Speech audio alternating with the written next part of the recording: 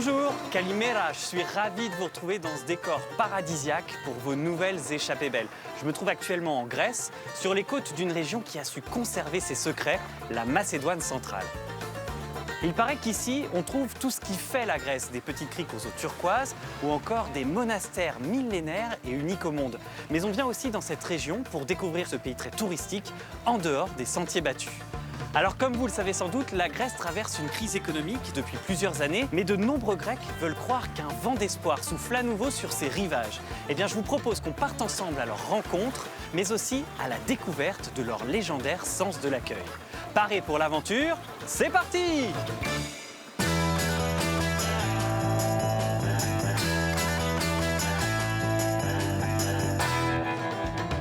La Grèce, ce sont des vacances de rêve bleues.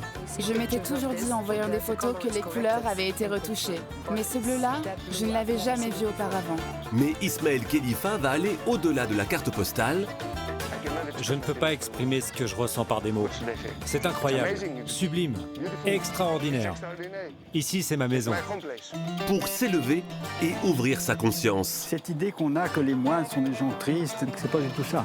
En fait, le critère du moine, c'est la joie. Cette joie d'avoir trouvé la clé du vrai bonheur. Des décors vertigineux. Je pense que c'est une expérience unique et inoubliable pour vous. Pour un voyage plein d'émotions. Ah, vous êtes trop beau, ça me donne envie de faire des cœurs avec mes doigts, vous savez, cœur, cœur, cœur.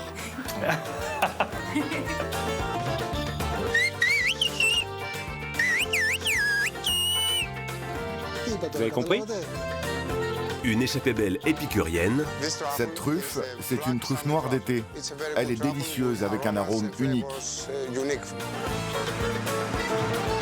Plus le raisin voit le soleil, plus le tsiporo sera bon et sucré. Moi, ça me fait tourner la tête. À partager sans modération. Moi, avec la première assiette, je ne comprends rien aux arômes. Mais avec la deuxième assiette, je vous répondrai et je vous en dirai autant de bien.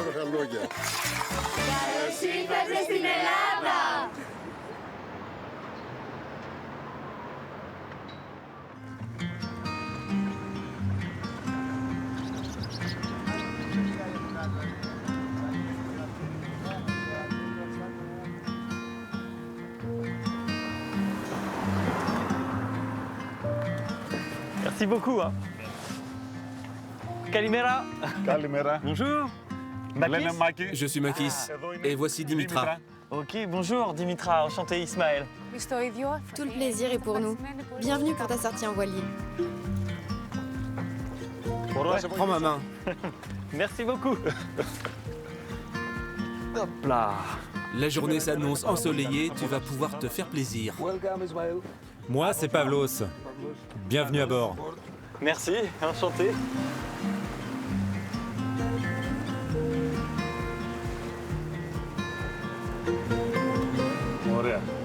Regarde Ismaël, on vient de partir du port de Nea Michanionas, qui est derrière nous, et on va se diriger vers la plage de Nabaio. C'est l'un des meilleurs endroits pour se baigner, les eaux sont formidables. Tout le monde est prêt? Remonte le ballon, Pavlos.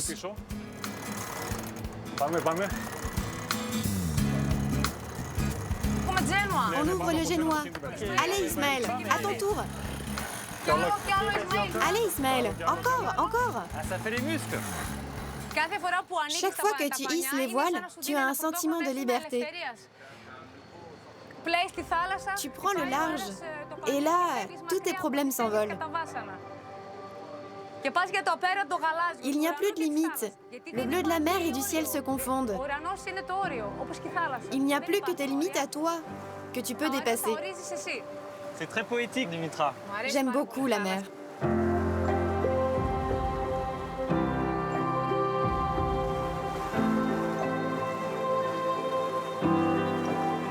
C'est étonnant, je m'imaginais pas trouver un paysage comme ça ici, avec des grandes plaines agricoles et les montagnes dans le fond.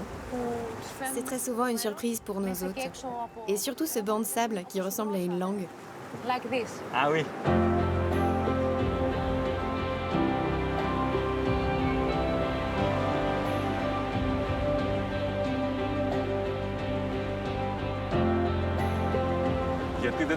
Avec la crise économique, on a quitté la banque où l'on travaillait et on a décidé de vivre de notre passion.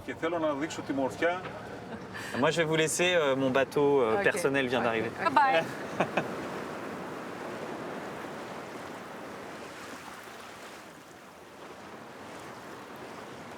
C'est Makis qui t'a fait découvrir cet endroit?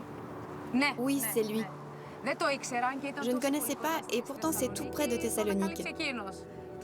Que je vienne pour le travail ou pour le plaisir, cette plage de Navello me calme, me relaxe, me donne de l'énergie et de la force.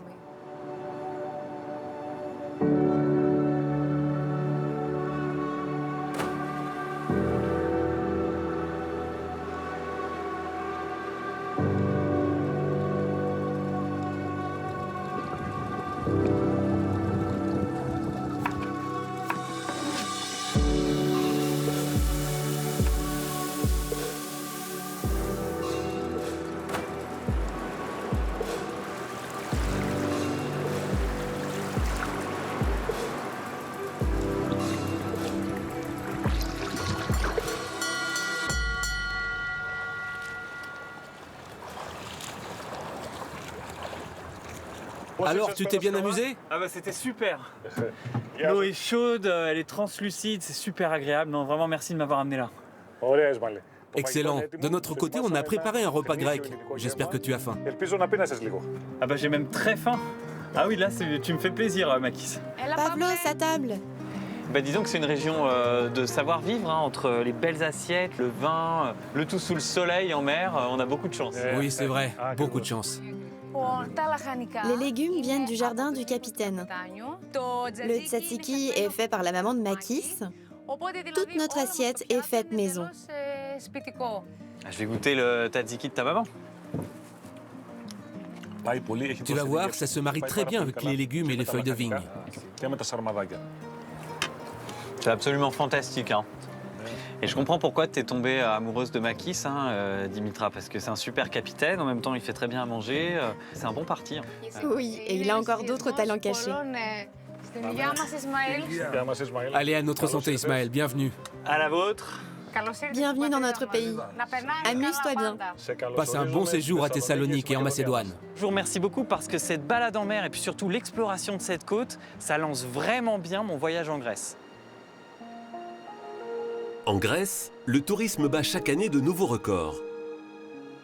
Le pays a accueilli 33 millions de visiteurs l'année dernière, c'est plus de 3 fois sa population. Un afflux massif qui risque parfois de bouleverser le fragile équilibre naturel. C'est le cas pour l'un de ses plus beaux sites, situé à l'ouest du pays, sur l'île de Zakynthos. La plage de Navaggio, aussi appelée baie des naufrages. Une perle que l'on découvre d'abord depuis ses falaises. Je m'étais toujours dit en voyant des photos que les couleurs avaient été retouchées. Mais ce bleu-là, je ne l'avais jamais vu auparavant. Et j'ai beaucoup voyagé autour du monde. C'est l'un des plus beaux sites que j'ai vu de ma vie. C'est comme si je le regardais sur un écran en très haute définition. Et c'est dingue de le voir en vrai. Une plage reconnaissable entre toutes par cette épave que l'on ne peut approcher que par la mer. Yorgos Pilarinos, capitaine d'un petit bateau, propose des balades vers ce lieu d'exception. Descendez un par un. Vous pouvez rester 45 minutes pour nager. Amusez-vous bien. Né sur Zakynthos, Yorgos se souvient bien de ce jour de 1980 où un bateau de contrebande de cigarettes pris dans une tempête échoue sur la plage et transforme le destin de cette crique déserte. Derrière moi, il y a la meilleure plage de Zakynthos, et même de toute l'Europe. Une plage victime de son succès, qui recevait il y a peu encore près de 5000 visiteurs par jour, sans oublier le risque de chute de pierre. Alors les autorités ont élaboré un plan pour limiter son accès. Voici la carte de la plage. On peut nager tranquillement face à l'épave. Toute cette zone proche de la falaise est fermée, car parfois des rochers peuvent tomber. Et maintenant, l'accès est limité à 2000 personnes maximum par jour, pas plus. C'est mieux car il n'y a pas trop de monde, on peut se baigner tranquillement, c'est plus agréable et c'est plus joli.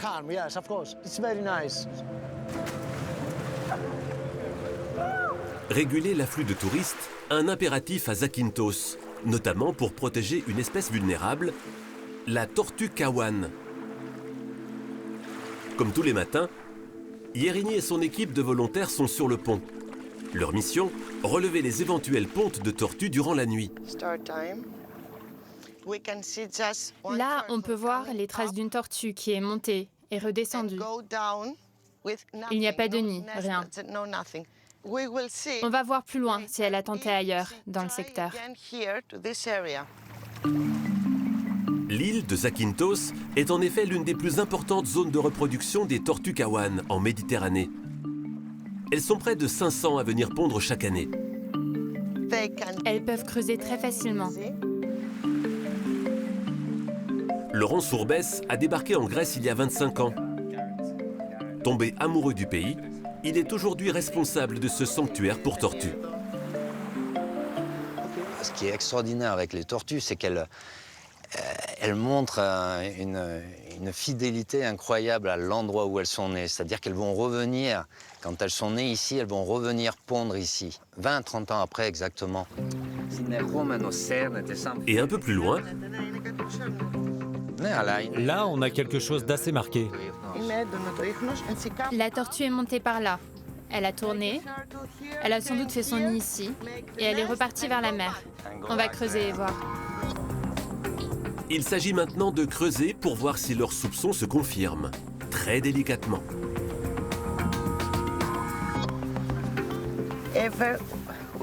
Tu peux vérifier avec ton doigt. Ok, j'ai trouvé. Super, tu es le meilleur. Parfait. Le nid contient une centaine d'œufs de tortues. Si fragile qu'il ne faut pas y toucher. Relevé GPS, taille du nid, marquage. Les volontaires balisent la zone. Et dans 2 mois... Elles vont sortir, en général ça se passe la nuit. Et on le voit, il y a une énergie pour sortir du nid. Elles se battent entre elles, l'une montre sur l'autre. Leur objectif, c'est vraiment de rejoindre très vite la mer. Pourquoi ? Parce que la tortue, c'est fragile, c'est vulnérable, ça peut faire l'objet de prédation, notamment par rapport aux goélands. Il ne doit pas y avoir d'obstacle. Par exemple, construire un château de sable sur le chemin d'une petite tortue, mais c'est vraiment un gratte-ciel pour elle, donc elle ne pourra pas atteindre la mer. Quand elles vont entrer dans l'eau, elles vont disparaître. Elles vont petit à petit grandir et un jour, sans doute, et je l'espère toujours, revenir sur leur lieu de naissance pour se reproduire à leur tour. Pour terminer, une petite cage en bois est placée pour alerter de la présence d'un nid.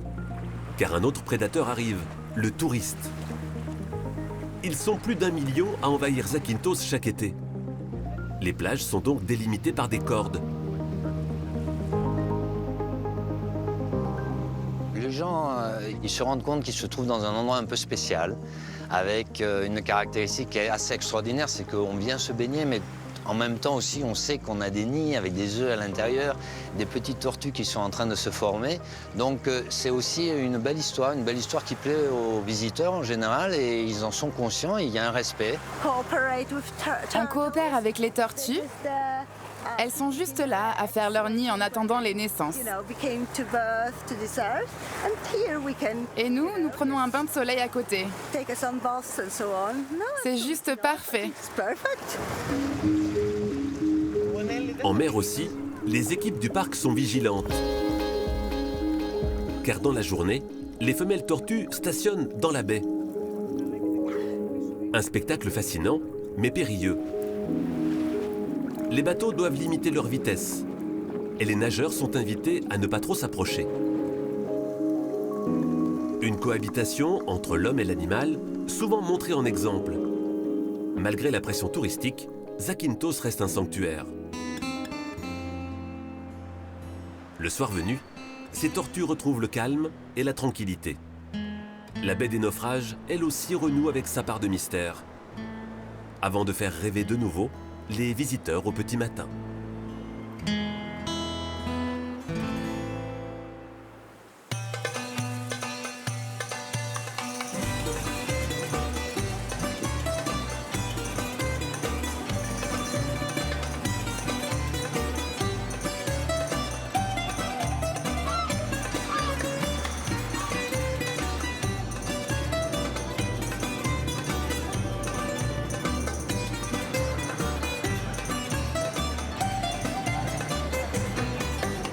Bonjour Ellie. Allô. Salut. Salut, bienvenue. Merci. Ah bah, disons que c'est très chaleureux ici. Hein. Comment tu dis bonjour en grec? Kalimera. Alors, Kalimera, Ellie. Kalimera. Je t'ai donné rendez-vous ici, d'abord parce qu'il y a la mer, et aussi parce que les quais sont agréables. Et surtout, il y a la Tour Blanche qui est le monument le plus emblématique de notre ville. Et alors pourquoi on l'appelle la Tour Blanche, cette tour? En fait, à l'époque où c'était une prison, on exécutait les condamnés à mort. Du coup, elle était toujours recouverte de sang. Et on l'appelait la Tour Rouge. Et un jour, un condamné à mort a réussi à racheter sa peine en peignant la tour en blanc. Et elle a été rebaptisée. Tour Blanche. Tour Blanche, exactement. Et alors justement, en parlant d'histoire, je me suis toujours demandé ce qui représentait votre drapeau. Je trouve magnifique. Sur notre drapeau, il y a la croix qui représente la religion orthodoxe. Et puis ensuite, il y a les lignes horizontales. Elles sont liées au slogan de la Révolution contre l'Empire ottoman. La liberté ou la mort. Et chaque ligne, c'est une syllabe. Tu veux aller en ville? Ah oui, j'ai vraiment hâte de découvrir la ville, ouais.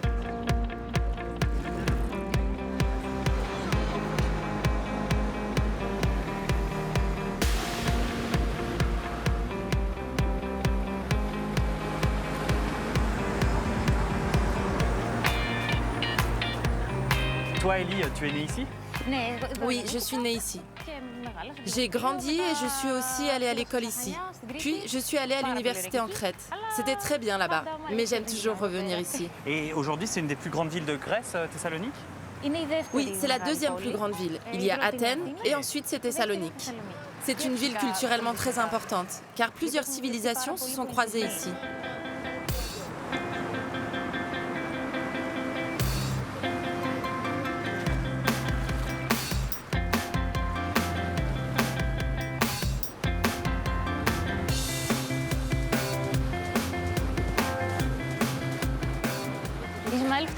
Ismaël, nous arrivons sur la place Aristote, une des plus connues et des plus emblématiques de la ville. Son nom vient de notre philosophe bien connu Aristote, dont la statue est là, sur la droite. Il faut faire une photo avec la statue quand on vient ici, c'est ça? Oui, si tu veux. Ah, c'est quand même un des penseurs les plus connus de l'histoire du monde, Aristote. Et voilà son nom écrit en grec. Aristotelis. D'accord. Ça, c'est l'alphabet hellénique, hein, c'est ça? Oui, c'est ça. T'es prête? Oui. Ok, allez, on se met là. Excusez-nous. Hein.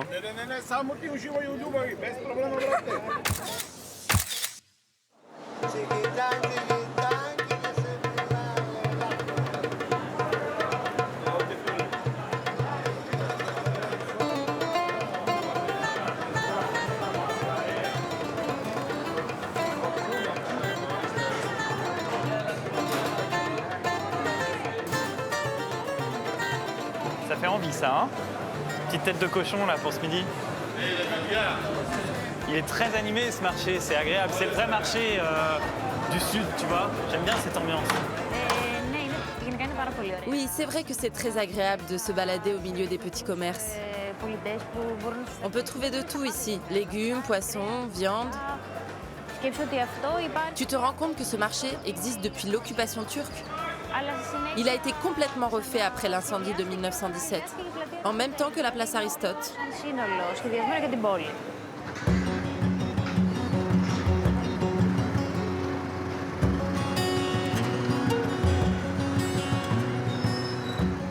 Toi, tu l'as vu changer, cette ville de Thessalonique, ces dernières années, Ellie? Oui, elle a énormément changé. Surtout ces dernières années avec la crise économique qu'a traversé notre pays. Il y a eu une période où nous avons vu nos rues commerçantes se vider. C'était vraiment très triste de voir ça. Et est-ce que tu as pensé à partir à un moment parce qu'il y a beaucoup de jeunes Grecs qui ont quitté leur pays? C'est vrai que j'ai été contrainte d'arrêter mon activité professionnelle. Et finalement, c'est mon frère qui m'a fait réagir. C'est lui qui nous a réunis pour voir comment rebondir et allier nos compétences pour créer notre activité actuelle. Toi, qu'est-ce que tu faisais alors avant la crise, comme travail? Je suis architecte de formation. Je travaillais depuis peu, mais c'est vrai que la construction est la première chose qui a cessé avec la crise. C'est beau alors parce que c'est une histoire de famille et puis c'est la crise qui a changé ta vie mais finalement positivement. Oui, maintenant on a notre boutique avec l'atelier. Je suis très contente. J'ai l'impression que les affaires marchent. On verra bien, restons positifs.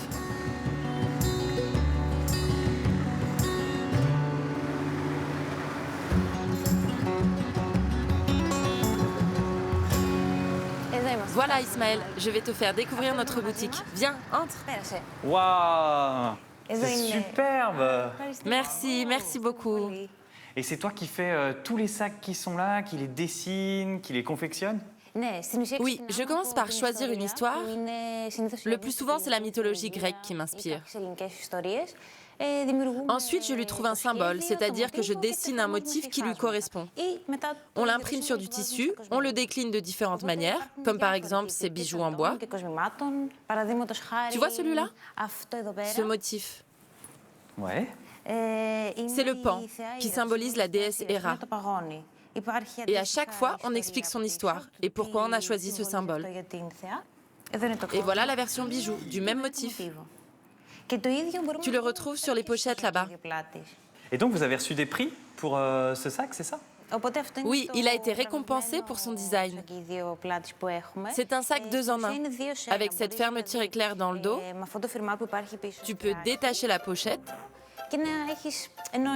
Et si tu choisis un autre motif, ça te fait un nouveau sac.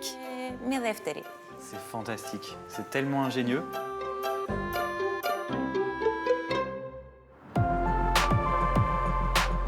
Leur règne a pris fin il y a plus de 2000 ans. Et pourtant, les dieux de la mythologie grecque n'ont pas dit leur dernier mot. Au quotidien, ils continuent d'inspirer la société contemporaine, notamment dans le secteur de la mode. À Athènes, une marque de vêtements propose des collections avec une référence évidente pour la beauté antique. Ah, ça te va super bien. J'adore. Ce sont des plis inspirés par le temple du Parthénon. Donc on a combiné à la fois le dessin des colonnes et leur forme plissée. On a pensé s'inspirer de tout ce qui a à faire avec l'histoire grecque, avec l'hellénisme, la peinture, l'archéologie, l'architecture, et de le traduire en quelque chose de moderne et de pouvoir le vendre dans des autres pays du monde pour montrer la beauté qui existe et l'histoire de la Grèce. Sur toutes ces tenues, des motifs brodés aux dorures, le clin d'œil à ce passé glorieux est assumé. Et la femme se rêve en déesse grecque. Pour Mareva, la créatrice, cette marque haut de gamme, fondée au plus fort de la crise économique, était aussi le moyen de maintenir un savoir-faire menacé. Elle a donc sillonné le pays à la recherche d'artisans méticuleux qui conjuguent qualité des matières et maîtrise des techniques. Et c'est à Monodendri, un petit village de montagne à 7 heures de route de la capitale, que Mareva s'est associée avec un atelier. Ici, des dizaines de femmes tissent à la main ces tenues, suivant des techniques ancestrales. Bonjour les filles. Bonjour. Comment ça va? On avance bien? Oui, ça avance bien là, parce que c'est un motif géométrique. Le noir contraste bien. Et on pourra aussi réfléchir à d'autres couleurs aussi, pour après. Très bien.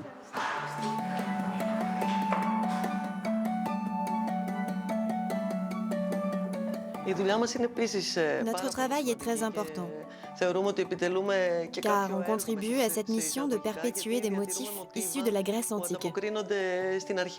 Et c'est une très grande joie, parce que notre travail fabriqué ici s'exporte ensuite dans le monde entier.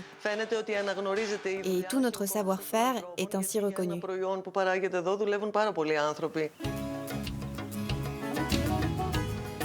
Un pari gagnant pour ces femmes et un retour aux sources qui a fait des émules dans d'autres domaines, comme la cuisine.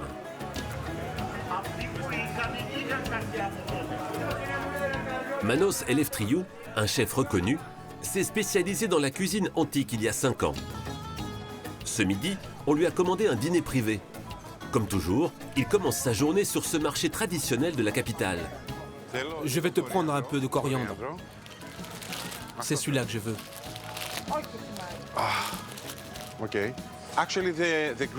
Les Grecs d'aujourd'hui gardent les grands principes de la cuisine antique. Ce sont des produits venant directement de la nature, avec des goûts simples. Mais les Grecs anciens ajoutaient en plus des épices venant d'autres pays. Et nous, aujourd'hui, on essaie de retrouver cette mystique.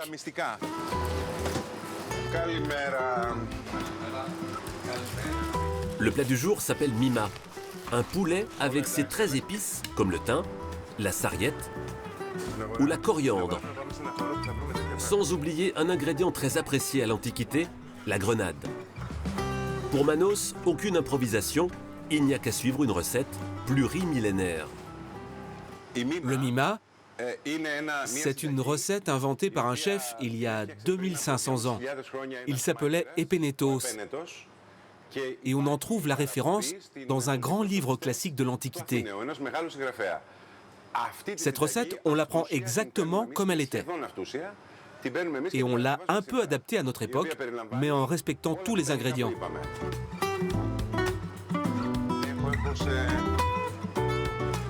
La nourriture était très importante dans l'Antiquité.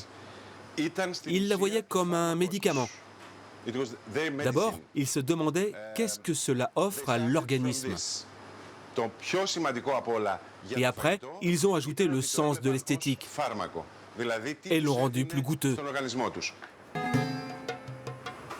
Quand vient l'heure de la dégustation autour d'une des plus belles tables d'Athènes, on peut même se permettre d'oublier les bonnes manières. Voici un plat qu'il faut goûter avec les mains. Regardez. Comme ça. Prenez un peu de viande et vous le mangez tout simplement. Voilà. Bon, ce n'est pas très distingué, mais c'est comme ça que cela se passait. Et pour le pain, la croûte était utilisée comme une cuillère. Et la mie, on s'en servait comme une serviette pour s'essuyer les doigts. Un repas qui prend des airs de voyage dans le temps. Tous vos sens sont mis en éveil. Vous êtes connecté avec la Grèce antique, sa philosophie, sa poésie. Il y a une mémoire du goût, donc c'est magique. Une connexion avec le passé qui continue d'enrichir la Grèce d'aujourd'hui.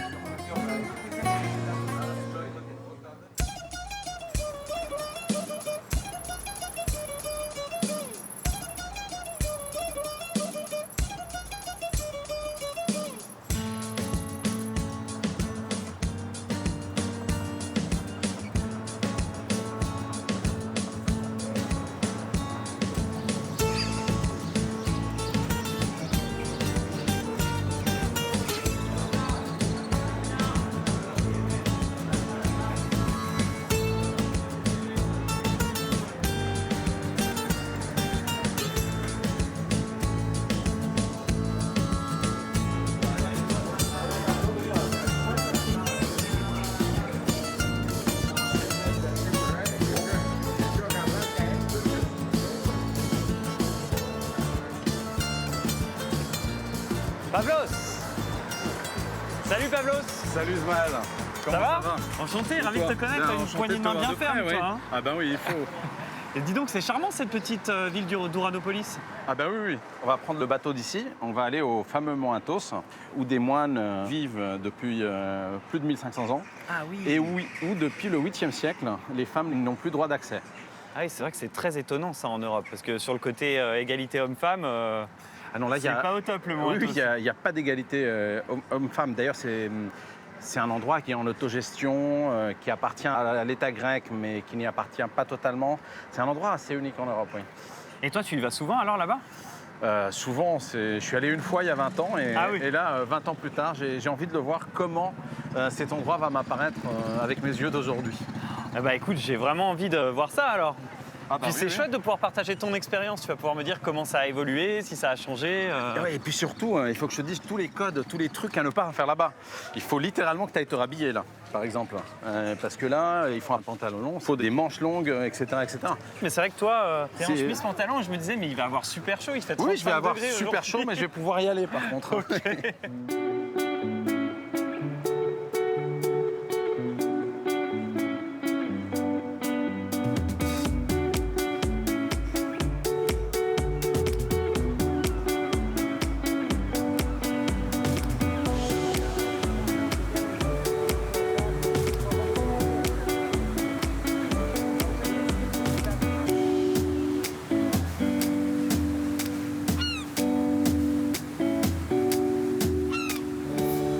Là, hein. Ah ouais, cette brise est agréable. Hein. Ah, c'est cool. Ça donne bien envie de se jeter à l'eau en tout cas. Hein. Ah oui, carrément, oui. Après, malheureusement, là, si je me souviens bien, j'ai jamais vu un baigneur au mont Athos. Je sais même pas si c'est permis de se baigner dans la mer ou pas en fait. Ah ouais.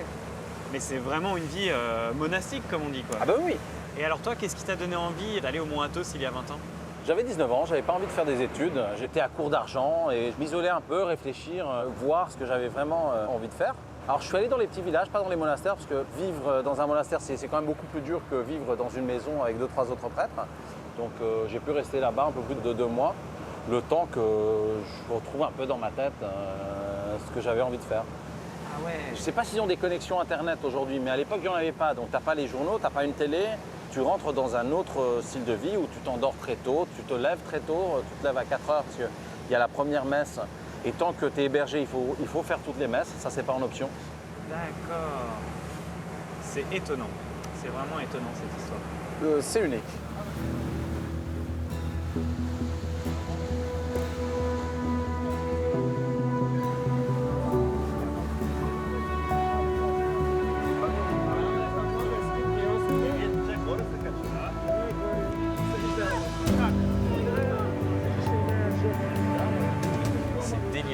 C'est surréaliste. Hein. Tu sais, on dirait un décor de film de science-fiction. Ouais, mais c'est ce que je pensais. Bientôt, il y a des dragons qui vont arriver en volant. Très honnêtement, j'avais oublié à quel point c'était fabuleux. Je me souviens par contre du même émerveillement que j'avais vécu il y a 20 ans. Bien sûr. Ça, clairement. Bien sûr. Ah oui, c'est une chose de voir ça en photo, hein. Et puis de voir ça de près, mais oh là là là.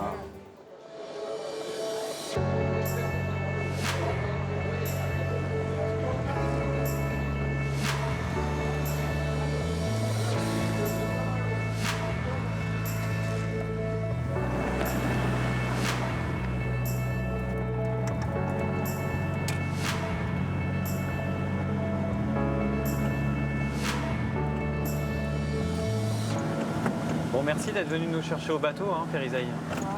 C'était normal. Oui, vous êtes originaire de Suisse alors? Donc je suis suisse hein, de passeport. Et ça fait combien d'années que vous êtes ici? Ça fait 12 ans.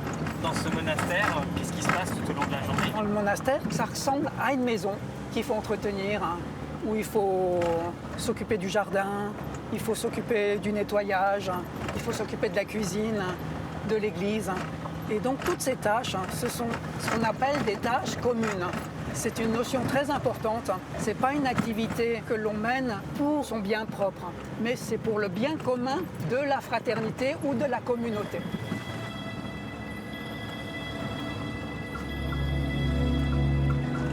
Oh là là, le paysage ici, peut s'arrêter, vous croyez? Oui, oui, oui, quand vous voulez, hein, dites-moi. C'est exceptionnel. Pour prendre en photo, c'est tellement unique. Je vais descendre aussi.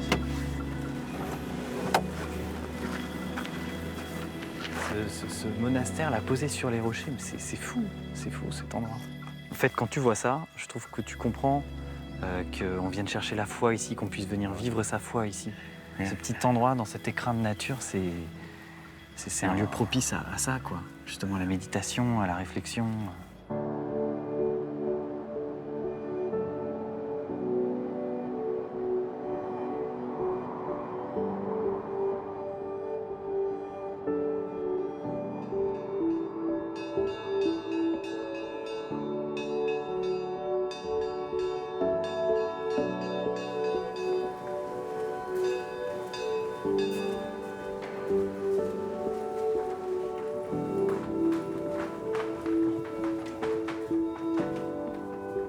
Voilà, bonjour Père Macaire. Bonjour. Voici nos Soyez amis les qui viennent bienvenus. d'arriver. Merci. Pavlos Bienvenue au monastère. et Ismaël. Bonjour. Enchanté. Enchanté. Ouais. Mais tout le monde parle français sur le Mont Athos? Non, pas tout le monde. Qu'est-ce qui se passe? Il y a un canal spécial avec la France? Non, ici, oui, on a quelques relations avec la France. On a plusieurs moines français et francophones ici. Mais la langue principale du monastère, c'est le grec, bien sûr. Ah, Ouais. d'accord. Ça fait une vue extraordinaire quand même. Ah oui, hein? Impressionnant. Hein? Et en face de nous, la partie sud de la Sainte-Montagne, il n'y a plus de route et il n'y a que des ermites qui habitent. Hein? Parce que le mont Athos, on dit c'est la Sainte Montagne, mais c'est la montagne des saints aussi. C'est la montagne où ont vécu beaucoup de saints. Pour tous les orthodoxes du monde, il y a deux choses qu'ils désirent au fond de leur cœur. C'est d'aller faire un pèlerinage au lieu saint, Jérusalem, pour retrouver les lieux où le Christ a vécu, et puis de venir au mont Athos, où ceux qui ont suivi le Christ ont vécu. Qu'est-ce qui vous a amené ici, vous, en français, il y a 40 ans? C'est la recherche, demande d'un sens à donner à la vie. Et puis je l'ai trouvé dans l'Évangile. Et le mont Athos, depuis plus de 1000 ans, il y a des hommes qui appliquent ici l'enseignement de l'Évangile comme une réalité, pas comme un idéal. Et ça marche. Moi, je suis de la génération de 68. On voulait construire un nouveau monde, etc., sur des bases politiques, etc., de justice. Et on a bien vu le résultat, que des déceptions. C'est marrant ce que vous dites, parce que vous me parlez d'idéal, Oui. et on a plutôt une vision de la vie monastique comme un peu... Austère. Austère, oui, c'est ça. Oui. Cette idée qu'on a que les moines sont des gens tristes, des gens qui ont été déçus dans leur existence, où ils ont eu une déception sentimentale, où ils ont un échec, et donc après ils se replient dans la vie monastique. C'est pas du tout ça. En fait, le critère du moine, c'est la joie. Cette joie d'avoir trouvé la clé du vrai bonheur. Et donc c'est une démarche positive. Mais vous êtes au courant quand même de ce qui se passe dans le monde? Et les moines ne le souhaitent pas, parce que de toute manière, dans tous nos offices, on dit on prie pour la paix du monde. Donc on n'a pas besoin d'être informé de toutes les guerres, les tragédies qui se passent à droite, à gauche, le sang qui coule. Et pour prier, on prie pour la paix du monde en général.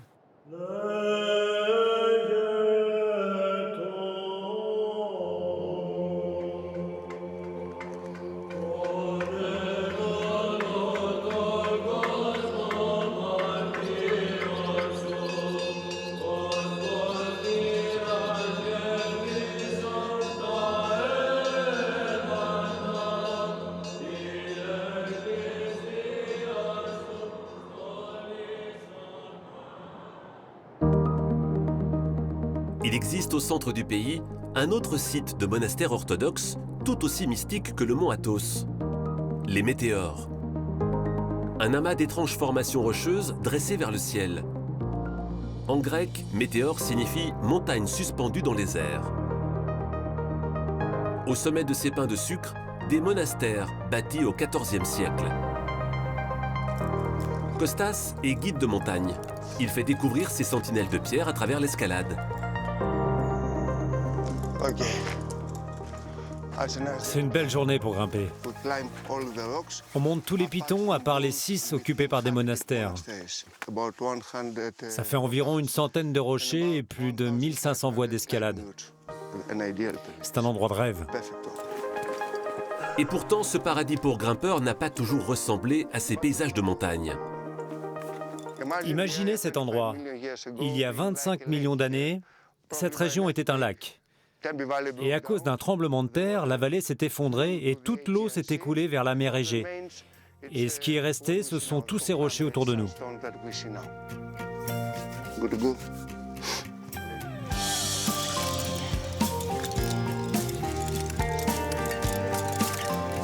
Arrivé en 1989, Kostas faisait figure de pionnier. Aujourd'hui, les météores sont un spot incontournable des amateurs d'escalade. J'adore cette vue. Je crois que ce changement de perspective, c'est pour ça que je grimpe. Mais le meilleur point de vue se mérite.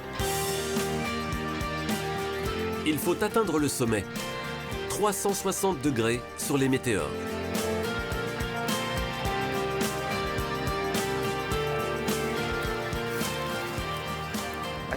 Je ne peux pas exprimer ce que je ressens par des mots. C'est incroyable, sublime, extraordinaire. Ici, c'est ma maison. Au pied des monastères, un autre enfant du pays aime contempler ces merveilles dans leur dimension artistique. Dimitrios est peintre spécialisé dans les icônes religieuses.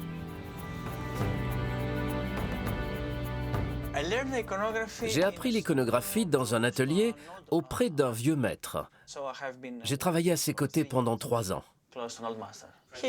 Il m'a tout enseigné. Comment préparer le bois, comment dessiner les croquis, ce que symbolise chaque dessin, comment coller les feuilles d'or. Il m'a tout appris. Par exemple, cette icône, c'est exactement le style du monastère de Varlam. Varlam, l'une des perles des météores. Ce monastère fondé en 1536 lui commande parfois des peintures. Il le connaît par cœur, mais garde toujours le même émerveillement. Quand j'étais petit, derrière ma maison, je voyais ces rochers et je me disais que c'était des géants qui se battaient entre eux. À chaque fois que je viens ici, j'ai un drôle de sentiment, car mon esprit est au XVIe siècle. Et je me dis à quel point il était fou de prendre la décision de construire un tel temple en haut d'un rocher. Apporter le matériel de construction, la céramique, les cordes, c'était une vraie aventure. À l'origine de ce projet un peu fou, des moines bâtisseurs qui avaient de bonnes raisons de construire sur ces montagnes inaccessibles. Plus proches de Dieu et plus loin des hommes et du risque d'invasion. Aujourd'hui, il faut gravir quelques centaines de marches pour y accéder. Une formalité en comparaison du système en vigueur jusque dans les années 30. Ceci est un ascenseur médiéval. Vous pouvez imaginer dans le passé avec les moines très vieux. Ils les mettaient dans un grand filet que vous voyez ici et qu'ils suspendaient sur le balcon. Et ça, c'est le mécanisme de cet ascenseur médiéval. 2 moines tournaient la manivelle comme ceci, et jusqu'à ce que le moine parvienne en haut. Il y avait 70 mètres de corde, parfois aussi très usées. Et il est arrivé qu'elle rompe et beaucoup de personnes sont mortes dans l'ascension.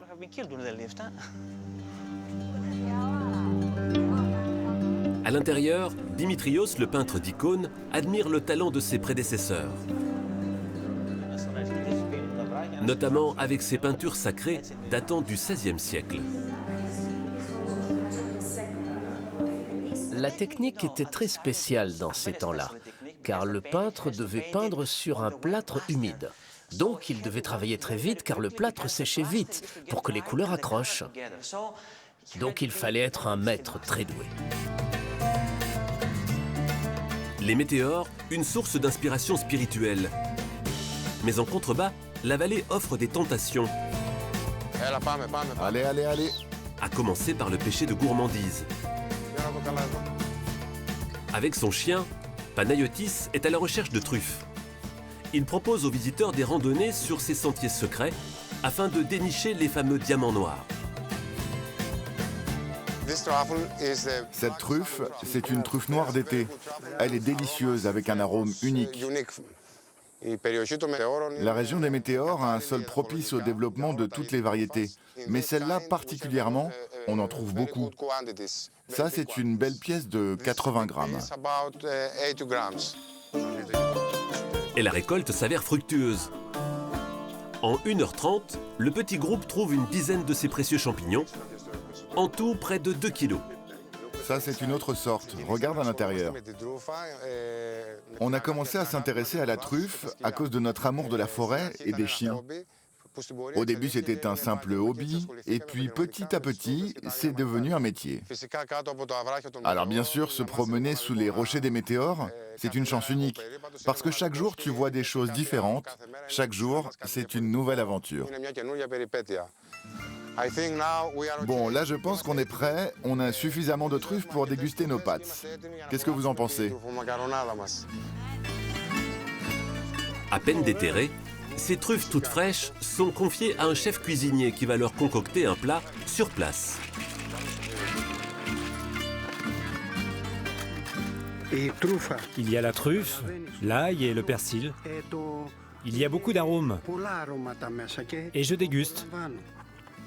Moi, avec la première assiette, je ne comprends rien aux arômes. Mais avec la deuxième assiette, je vous répondrai et je vous en dirai autant de bien. C'est formidable. Félicitations au chef. Un dîner 3 étoiles, dans la nature, avec une vue imprenable sur les météores.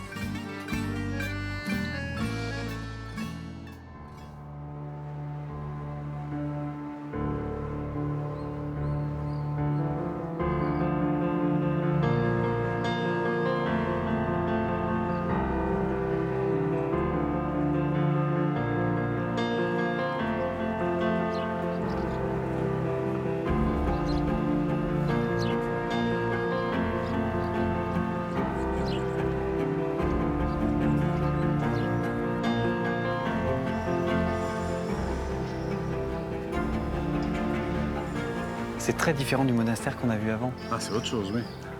Il y a une plénitude ici aussi, là. Les petits orangers, la belle église rouge. Et c'est très coloré en plus. Καλώς τους. Καλά είσαι?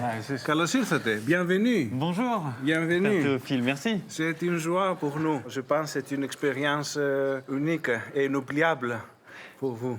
Bah, en tout cas, c'est une grande première déjà. Oui. Et je pense qu'effectivement, ce serait inoubliable. Hein. Magnifique, hein. Magnifique votre petit monastère. Et alors l'église là, superbe. Hein. Cette petite église au mur rouge. Cette église-là est du XIVe siècle. Et c'est toujours au centre du monastère. C'est très zen en tout cas. Hein. Il y a une tranquillité. Hein. Oui. C'est le silence qui parle. Hein? Souvent, on parle avec les paroles. Mais là, c'est le silence qui parle. Parce que le silence, c'est la voix de Dieu. Du coup, j'ose plus rien dire maintenant. Si vous voulez passer à l'hôtellerie, laissez vos affaires. D'accord. Ouais. On va aller découvrir notre chambre alors. Oui.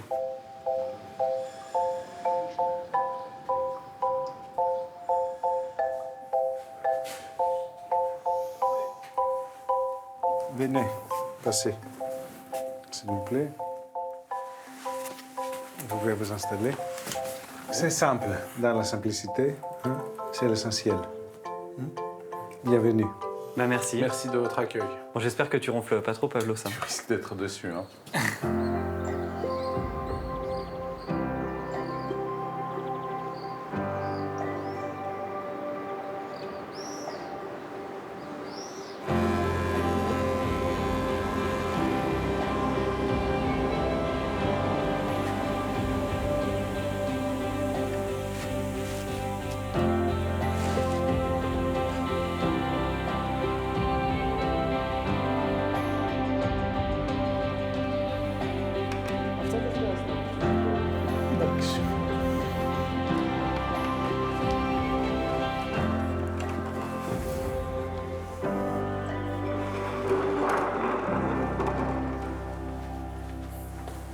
Venez.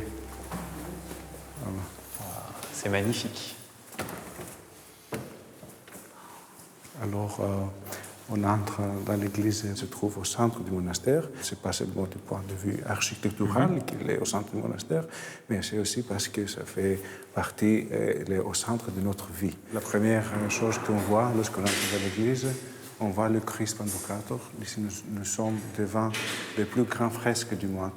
En tout cas, je suis vraiment content de voir une église orthodoxe, parce que moi je ne connais pas très bien, et ce qui me frappe, c'est que c'est très richement orné. Oui, ce qui est important, c'est de se concentrer vers soi-même. Ça, c'est le début. Il faut d'abord connaître soi-même. C'est un principe de la philosophie grecque antique. Mais après, on peut comprendre les autres.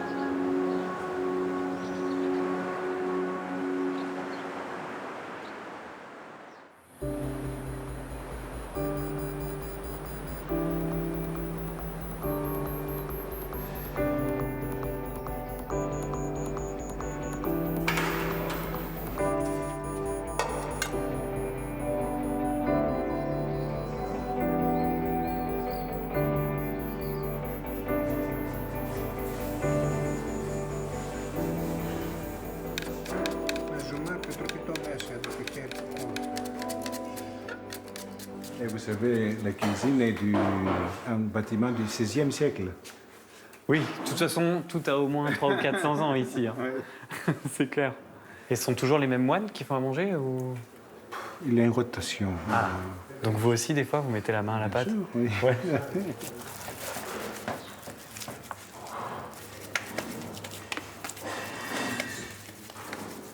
Alors, qu'est-ce que vous cuisinez pour le dîner, Père Epiphanios?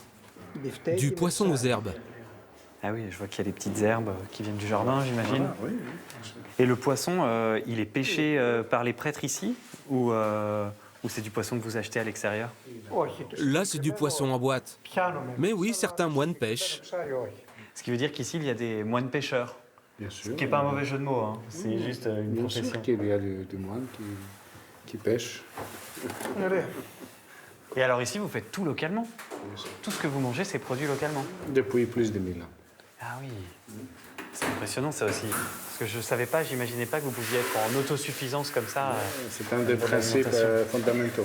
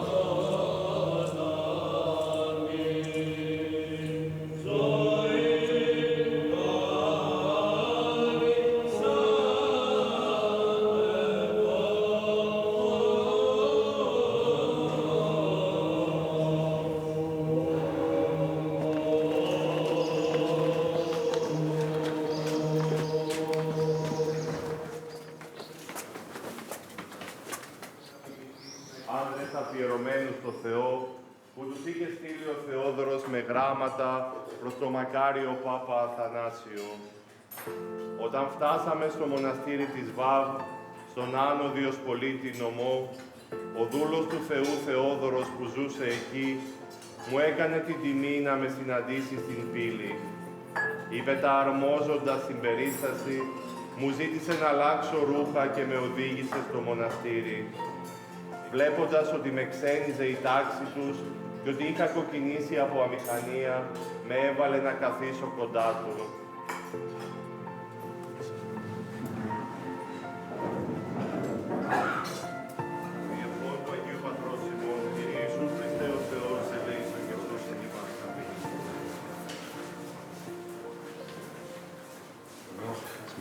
Paul, tout s'est bien passé? Oui, très bien, Père Théophile. Le repas silencieux, entre nous en tout cas, oui. Avec les chants... Ça fait partie de la prière, hein? D'accord, on est encore dans la prière. Parce que c'est la suite de l'église.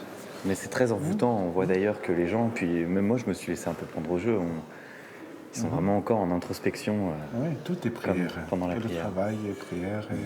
Bon, merci énormément pour votre accueil en tout cas. Merci pour votre accueil, Xavier. Je suis content que vous êtes là. J'espère que vous allez revenir. Oui? On essaye de ne pas parler, nous. Que lui parle, c'est mieux. Ouais. Mais ça, c'est vraiment pas possible pour nous deux. On se dit au revoir comme ça? Oui. Ah bon. Ok. À la prochaine. Hein? Au revoir, Père Théophile. À la prochaine. Oui. Merci pour tout. Au revoir. Au revoir.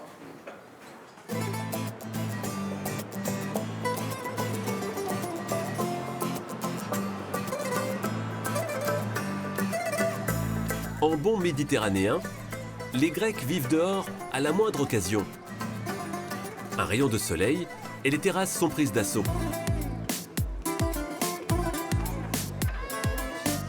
Yorgos est ingénieur civil à Charistos. Il vit enfermé dans son bureau une bonne partie de la journée. Alors, comme ses compatriotes... Bon, j'y vais. Il n'attend qu'une chose, pouvoir s'évader. Mais pour lui, pas besoin d'aller bien loin. Là, je me rends à mon deuxième job, projectionniste dans un cinéma en plein air. Charistos est une petite ville balnéaire au sud de l'île de Bé.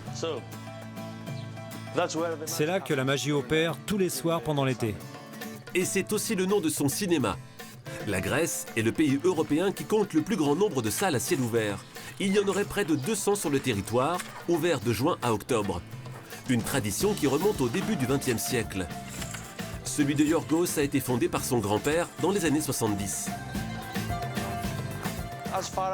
Aussi loin que je me souvienne de mon enfance, j'ai passé tous mes étés ici. Comme vous pouvez voir, on a près de 300 chaises et 2 tortues. J'ai envie de croire que ce sont de grandes fans de cinéma. 2 tortues cinéphiles donc. Une petite courette et quelques arbres fruitiers. Un décor bucolique pour jouir de la fraîcheur des nuits grecques. Je pense que si nous avons autant de cinéma en plein air en Grèce, c'est à cause de la météo. Et aussi car c'est un sentiment agréable de regarder un film dehors. Vous avez les étoiles au-dessus de la tête. Mais qui dit cinéma extérieur, dit aussi voisin aux premières loges. Bonjour! Tu fais quoi? On regarde la télé. Malheureusement, ils ne peuvent pas voir le film. La seule solution pour eux, c'est d'installer un miroir sur ce mur. 20h30, bientôt la première séance. C'est l'heure des ultimes ajustements. Ce soir, il y aura 2 projections. Ici, vous pouvez voir de vieilles bobines de film. Elle faisait 6 km de long et pesait 20 kg. À l'époque, on devait envoyer un gars à Athènes pour les prendre. Il revenait en bateau à Charistos et les ramenait au cinéma. La technologie numérique a aujourd'hui facilité les choses pour Yorgos. Mais la magie d'une projection à la belle étoile reste la même pour les spectateurs. Autre salle, autre ambiance à Athènes. À elle seule, la capitale compte plus de 100 cinémas en plein air. L'un d'entre eux est une institution. Ouvert en 1935, le Ciné Thysion est souvent considéré comme l'un des plus beaux au monde. Et pour cause, il offre un panorama digne du 7e art. À chaque fois, je dis à mes clients que même s'ils n'aiment pas le film, ils peuvent admirer l'Acropole avec ses belles lumières. De belles lumières que Thomas Maniakis, le propriétaire des lieux, peut contempler depuis plus de 40 ans. Ici, on est très attaché au cinéma en plein air. C'est un phénomène qui n'existe à cette échelle qu'en Grèce. C'est le meilleur moyen de se divertir les soirs d'été avec la chaleur. Situé au pied du site le plus visité de Grèce, le cinéma propose de vieux classiques et attire autant les touristes que les riverains du quartier. ça formidable, les cinémas en plein air. Et puis bon, c'est tellement une belle salle, ça sent bon, c'est formidable. Il fait tellement chaud à l'intérieur, donc c'est plus agréable d'être dehors. Et en plus, vous avez l'acropole en arrière-plan, un verre de vin, on est dans un jardin, que demander de plus? Pour moi, le cinéma en plein air, ça me rappelle mon enfance et la façon dont j'ai été élevée. Parce qu'on s'asseyait sur le balcon avec ma famille et on regardait un film. On mangeait quelque chose, on était ensemble tous les soirs. En Grèce, pousser les portes d'un cinéma en plein air, c'est goûter à l'une des facettes les plus originales et authentiques du pays.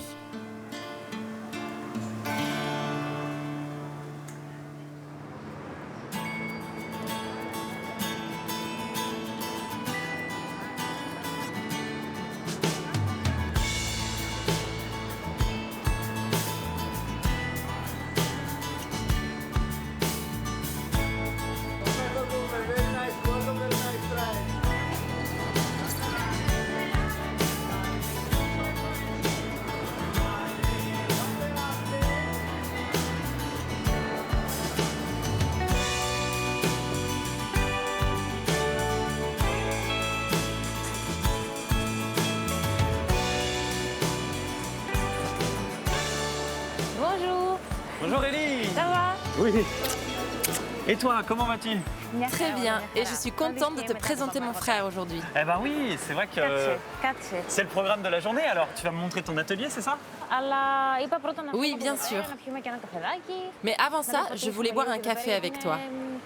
Dans ce quartier que j'aime beaucoup. Tu vas voir, ici le café est servi froid.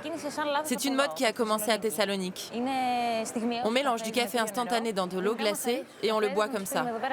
Ça, je trouve que ça ressemble plus à un grand verre de bière irlandaise. Ça ressemble peut-être à de la bière, mais c'est bien du café. Ça te dit de goûter? Ah bah écoute, ouais, je veux bien. Ah, merci beaucoup, Fraristo. À la tienne, Ellie. À ta santé. On ne trinque jamais avec des cafés. On dit que ça pourrait porter malheur. Je ne préfère pas prendre le risque. D'accord, bon bah je respecte les traditions, moi, y a pas de souci.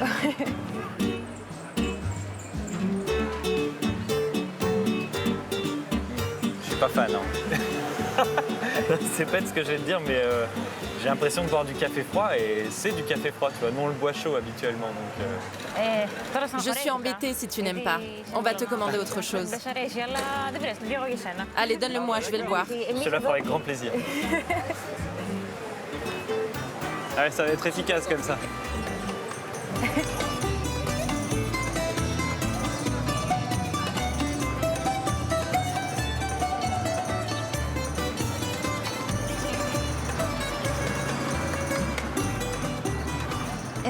Ici, tu vois un hammam qui date environ du XVIe siècle.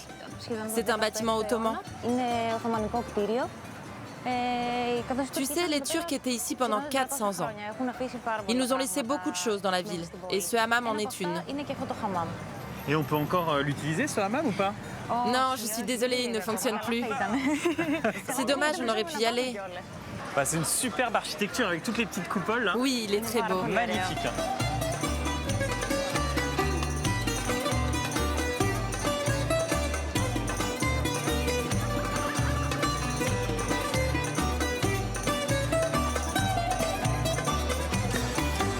Je vais te présenter mon frère à notre atelier. C'est lui qui fabrique nos bijoux.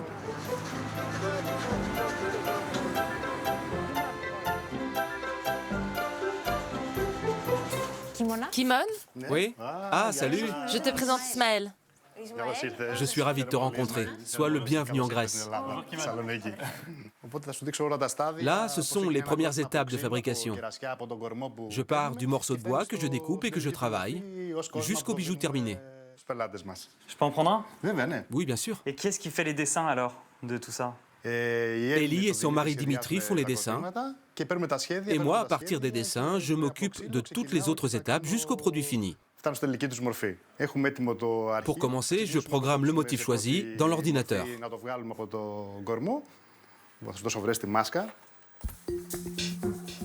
Ok, merci. Ok, prêt pour l'opération.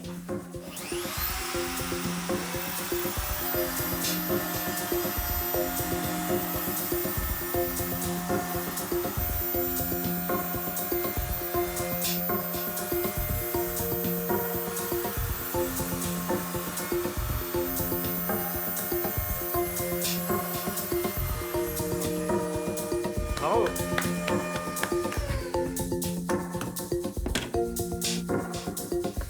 Après, je vais le nettoyer pour qu'il soit comme celui-là. Et il sera prêt pour l'étape suivante, le vernis. Et alors, comment tu as appris à faire ça, Kimon?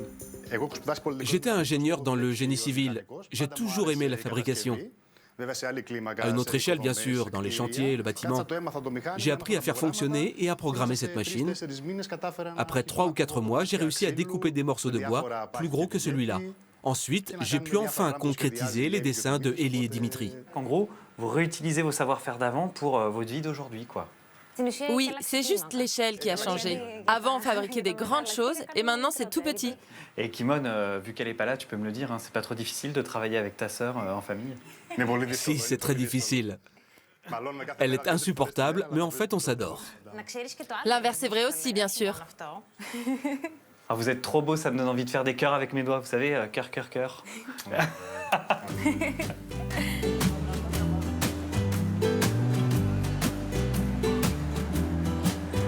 On y va.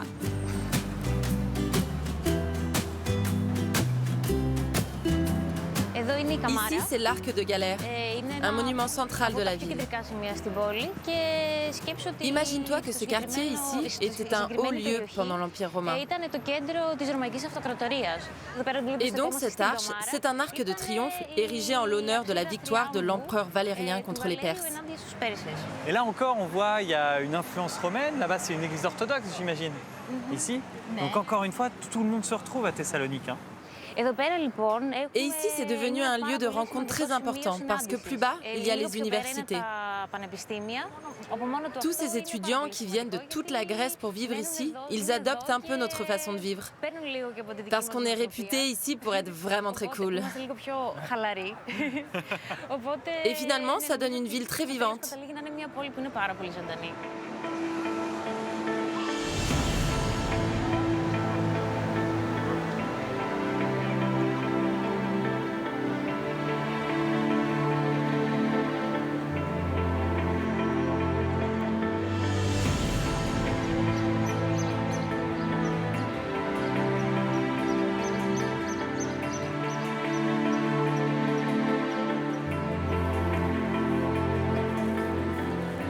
On est bien là, superbe. Oui, c'est très très beau. À l'heure où le soleil se couche, c'est là qu'il y a la plus belle lumière. La mer devient toute orange et même mauve. C'est juste magnifique.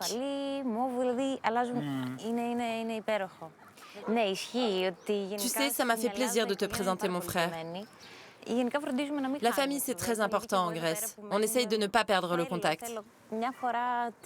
Par exemple, je vais voir mes parents chaque semaine. On prend un repas ensemble, on se raconte nos vies. Si je ne le faisais pas, ça me manquerait. Bah écoute, je trouve ça très beau d'entendre ce que tu as à dire et puis de voir ce que vous réalisez tous ensemble. Et là, toi, ton frère, on voit que vous êtes plein d'espoir et ça fait toujours plaisir de voir des gens pleins d'espoir. C'est comme ça qu'on avance. Merci pour ces ondes positives. Et alors attends, il faut que je trouve la tour blanche maintenant. La tour blanche. Je pense qu'elle est là. C'est le bâtiment avec les drapeaux. Oui, c'est bien celle-là. Bravo. Génial. Génial.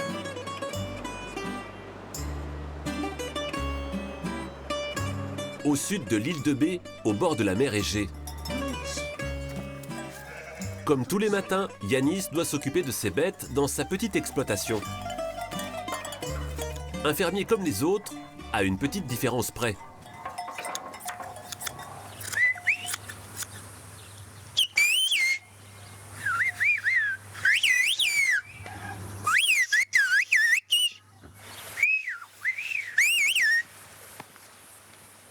Là, il m'a dit « Salut Yanis, qu'est-ce que tu fais ?» Je lui ai répondu « Jetons l'agneau, viens m'aider ?» Et il m'a dit « Ok, j'arrive. »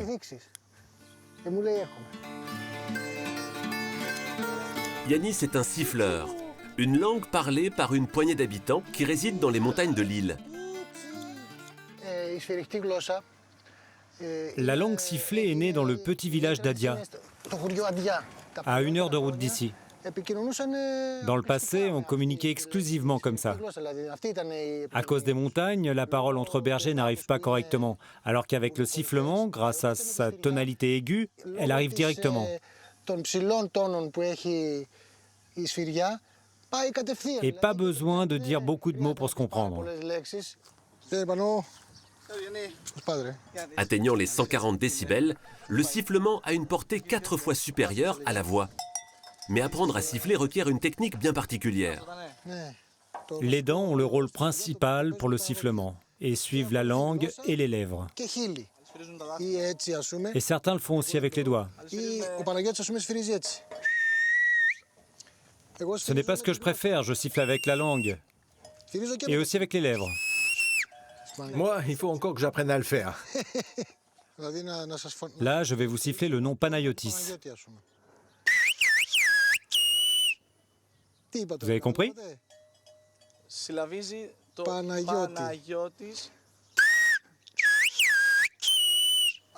Certains nous prennent pour des fous, d'autres n'y croient pas. Et si on a un secret et qu'on ne veut pas être compris, on siffle. Yanis a justement rendez-vous au village des siffleurs, situé dans les montagnes. Là où il est né et où il a grandi. Quand j'étais enfant, mon grand-père et mon père se parlaient tous les jours avec la langue sifflée.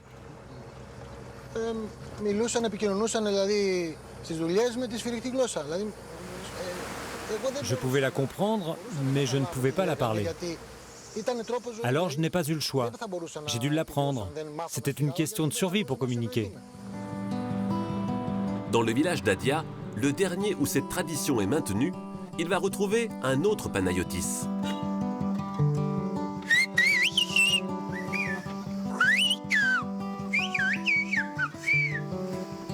Cet homme est la mémoire de la langue sifflée. L'histoire des siffleurs du village d'Adia provient de la mythologie et remonterait au temps de la Grèce antique. C'est une langue que les habitants du village ont développée pour pouvoir se protéger des invasions extérieures, comme les pirates ou d'autres conquérants. Ils ne sont plus qu'une quinzaine de siffleurs dans la région. Alors Panayotis se bat pour la sauvegarde de cette langue.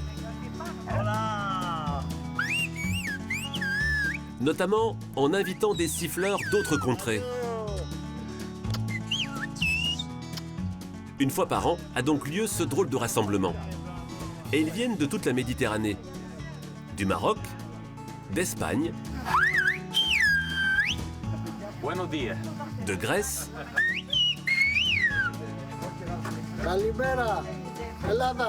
ou même de France.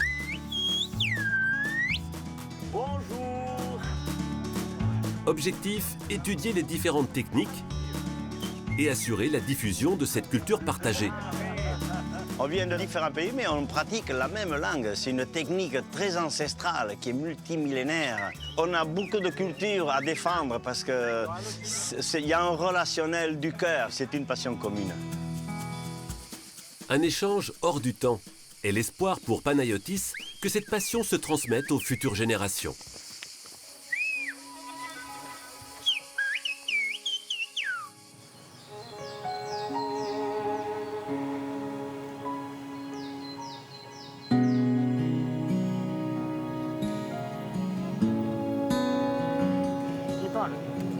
Ismaël, je t'emmène dans un endroit très très joli. Il faut quitter Thessalonique et rouler environ 2 heures. Ah, ça fait vraiment plaisir de sortir de la ville. Et puis tu vois, déjà cette route, c'est très différent de tout ce que j'ai vu avant. C'est encore un nouvel univers dans lequel tu m'emmènes. Oui, j'adore cet endroit. Et tu vas voir, Castoria est une toute petite ville, mais avec une grande âme. Je pense que tu vas aimer.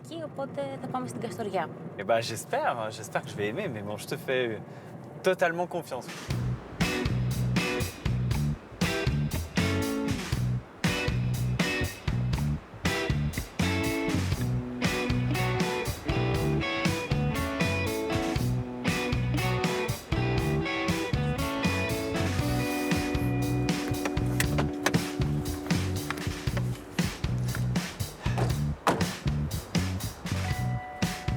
Ah, on respire ici. Oui, c'est unique. C'est un endroit apaisant. On est entouré de verdure, le lac est toujours si calme. C'est parfait.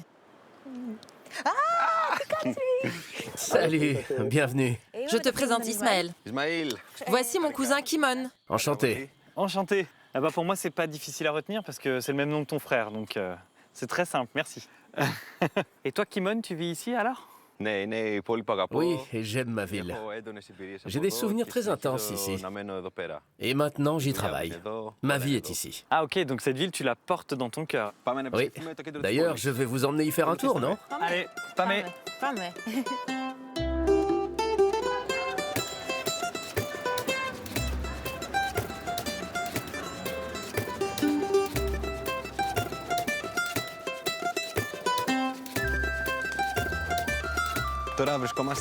On arrive dans le vieux quartier de Castoria. Il s'appelle le Dolco. Ce nom vient de l'italien dolce, car il fait bon vivre ici. C'étaient les aristocrates qui s'installaient dans cette partie de la ville. C'est pour ça qu'il n'y a que des maisons de maître. C'est vrai qu'ici, c'est la Dolce Vita avec la belle place ensoleillée, les enfants, le petit café. C'est vraiment très cool, Castoria.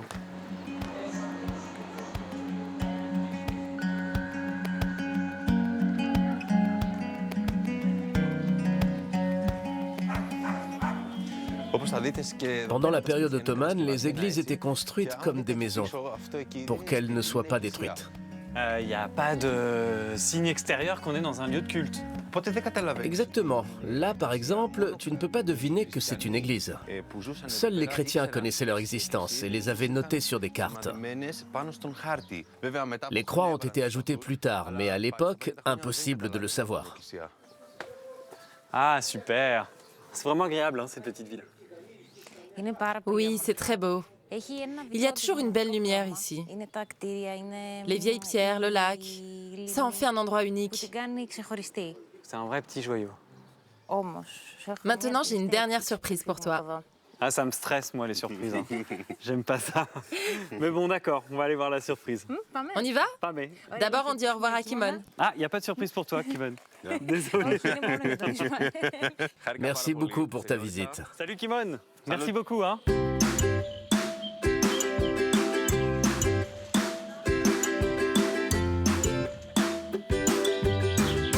Je comprends mieux pourquoi tu as mis la marinière ce matin. Tu voulais m'emmener naviguer sur le lac, c'est ça? Oui, tu as compris. En fait, quand j'ai appris que tu savais faire du kayak, j'ai eu envie d'essayer ça avec toi. Je me suis dit que tu pourrais m'apprendre. Tu sais, moi aussi, je suis vraiment ravi de partager ce moment avec toi et cette grande première alors. Oui, et je trouve qu'on forme une bonne équipe. On devrait s'inscrire à des compétitions. Droite, gauche. Droite, gauche. Droite, gauche.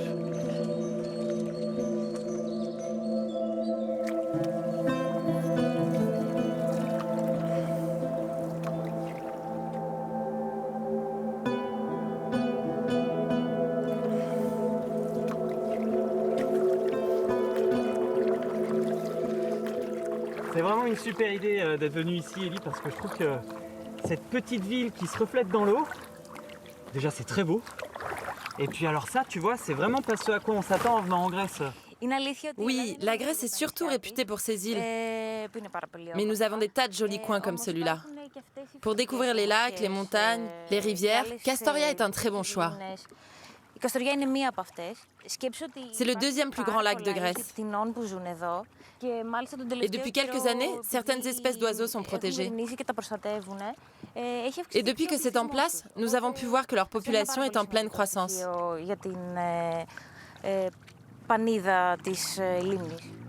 C'est une très bonne nouvelle, ça. Élie, merci vraiment mille fois pour tout. Parce que c'était un bonheur de découvrir ton univers. Je crois que ce qui m'a le plus touché, tu vois, c'est toute l'entraide que vous avez dans votre famille et puis votre optimisme. Et ça, c'est vraiment précieux, tu vois. Donc merci parce que tu m'as donné plein d'énergie pour la suite de mon voyage. Là. C'est moi qui te remercie, car j'ai pu partager des endroits et des choses que j'aime. Je te souhaite le meilleur pour la suite de ton voyage. Je te souhaite de faire encore plein de beaux voyages autour du monde. Merci. Droite, gauche. Droite, gauche. En Grèce, vous connaissez l'ouzo. Mais il y a un autre alcool qui raconte encore plus l'histoire et le folklore du pays. Il s'agit du tsipouro, une eau de vie obtenue par distillation du raisin. Dans les vignes de Thessalie, l'heure est à l'effeuillage pour bien faire mûrir le raisin. Toujours dans la bonne humeur. Plus le raisin voit le soleil, plus le tsipouro sera bon et sucré. C'est la boisson la plus pure que notre pays produit. Quand tu bois un petit verre de tsipouro, tu te sens bien. Moi, ça me fait tourner la tête. Les vendanges n'auront lieu que dans 2 mois. Mais Vivi Paraskevi, l'œnologue, vient s'assurer que la récolte sera bonne. Bonjour. Comment ça se passe? Comme tu vois. On aura du muscat cette année? Oui, et du très bon même. Notre région produit plus de 15 000 hectares de muscat. C'est la matière première à partir de laquelle nous faisons le tsipouro. Et c'est le cépage idéal pour faire la distillation. À quelques kilomètres de là, dans la distillerie de sa compagnie, Vivi effectue quelques réglages avant de recevoir dans quelques semaines plus de 3500 tonnes de raisin. Ça, ce sont les cuves dans lesquelles on met le marc de raisin. On met le feu en dessous et la distillation démarre. La vapeur monte et devient plus raffinée et aromatique. Cette vapeur se liquéfie et c'est comme cela qu'on obtient le tsipouro.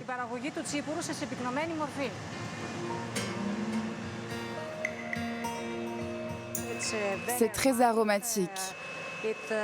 Je sens la rose, les œillets. À consommer avec modération pour cette eau de vie à 40 degrés. Ici, on produit 600 000 bouteilles chaque année. Pour le marché grec, mais aussi de plus en plus destinées à l'étranger. Il y a les distilleries professionnelles, d'autres privilégient la méthode artisanale. Nikos Pallas est un passionné du tsipouro, à tel point qu'il a fabriqué dans son jardin son propre mini-musée dédié à cette eau de vie, et qui abrite un petit alambic pour sa production personnelle. Quand j'étais petit, mon père m'emmenait à l'alambic, hérité lui-même de son père. Ce sont des moments inoubliables. Je me suis fait une promesse. Quand je serai grand, je ferai pareil. Et le tsipouro que je produirai sera gratuit pour tout le monde. Et ce sont près de 600 bouteilles que Nikos produit et offre chaque année à ses amis. Un moment qu'il attend avec impatience. La distillation du tsipouro, c'est vraiment une grande fête qui dure plus d'1 mois, entre octobre et novembre. L'odeur embaume le quartier. Il y a de grands repas, les grillades. On chante, on danse, les femmes préparent des feuilletés, un vrai festin. En attendant ces réjouissances, 2 amis viennent goûter sa production de l'année précédente. Ça fait longtemps. Ça s'est bien passé? Bien, bien, tout va bien. Elle est bonne, la production? On verra bien. Vous allez goûter. Je ne sais pas, moi, mon ami. Santé. Alors? Très bon. Yorgos, tu te souviens de ça? Non, c'est quoi? Avec ce carafon, quand on était petit, on allait inviter les gens au mariage, en leur offrant un petit verre de tsipouro. Parce qu'il n'y avait pas d'invitation à l'époque. Il n'y avait pas d'invitation? Non, ça n'existait pas, mon ami. C'est avec le carafon de tsipouro qu'on allait voir les gens et on disait « Tu es invité à mon mariage ?» On faisait du porte-à-porte. Le tsipouro, c'est toute notre vie. Un condensé de l'histoire grecque. Alors, maintenant, on va les manger et boire et passer une bonne soirée. Allons-y, allons-y. Tradition oblige, cette boisson doit obligatoirement être servie avec une multitude de mezzés, les petits plats méditerranéens. Waouh! Qu'est-ce que c'est que tout ça? C'est beau. Ça, c'est flambé au tsipuro. Gambas flambées. Santé. Santé, à la vôtre. À la vôtre. Je vais préparer d'autres mezzés. Je reviens. Remplissez bien mon verre de tsipuro pour que j'ai un bon mariage.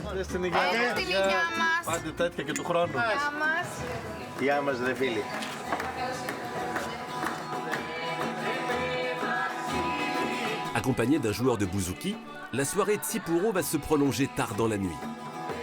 Digne de l'esprit de Dionysos, le dieu grec de la vigne et de la fête.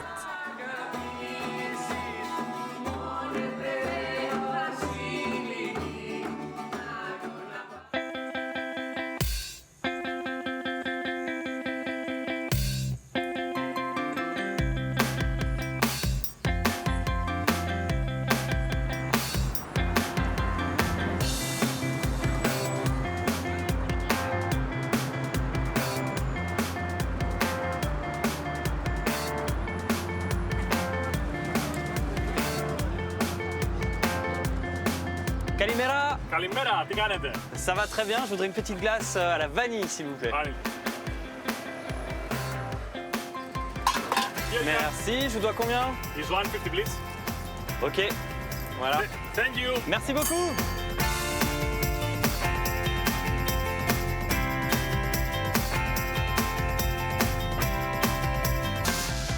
C'est absolument délicieux. De toute façon, pendant ce voyage, je me suis vraiment régalé. En visitant la Macédoine centrale, j'ai rencontré une véritable identité, une culture, des savoir-faire et un savoir-vivre qui méritent vraiment d'être découverts. Et puis au cœur des magnifiques paysages typiques de la Grèce que j'ai traversés, toutes celles et tous ceux que j'ai rencontrés m'ont transmis un souffle d'enthousiasme et un souffle de vie qui fait vraiment du bien. Et d'ailleurs, j'espère que vous aussi, vous l'avez ressenti. Si vous voulez revivre mes échappées belles en Grèce, vous le savez, il y a le replay. Quant à moi, je vous donne rendez-vous très vite sur les réseaux sociaux et pour de nouvelles aventures au bout du monde ou juste à côté de chez vous. Bon, j'arrête de parler parce que ma glace est en train de fondre. À bientôt, Yassas!